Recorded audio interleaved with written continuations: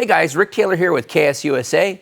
Today we're going to talk about how to install your KS remote for your KS dropper. So we're going to go ahead and install our KG 1.0 remote, and you'll notice that we've got the cable stop here for the housing, and then our lever butts up against that way. So when you put it on, you want to make sure you put it on in this direction. You're going to move it up, and what you're looking for is you want to have a bit of clearance between your hood here on your brake lever and the lever itself. So we get that set up, and then we're going to take our 3mm and tighten that up. You only want to tighten this to about 2 Newton meters. So don't go crazy with it. It's a small fastener. It had to be in order to make all this compact and clean. So just don't over torque that. So we're going to feed the cable through.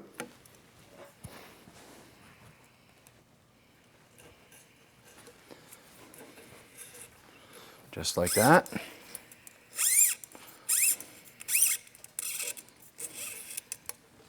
Okay.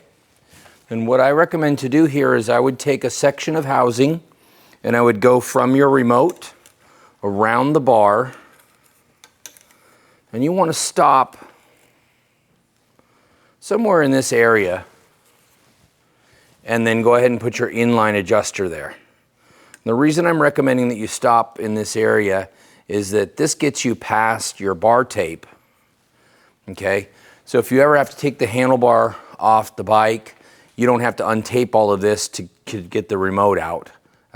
You basically have a point where it can break here, so makes it easier. It also is a good spot for you to be able to adjust the preload on your cable at that point. So if we look here, we're going to go around about here and go ahead and cut our cable to length, and then these basically just fit in, and you'll go ahead and send your cable on through.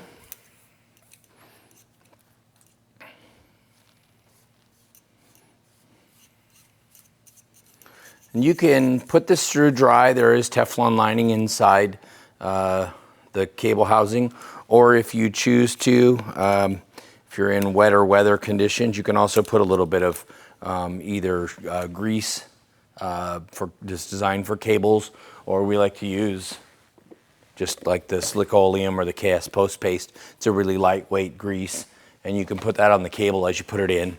And then as you route this, it's a good idea to just use generally some electrical tape works really well, and put a couple bands of electrical tape to hold that in place, and put your inline adjuster in.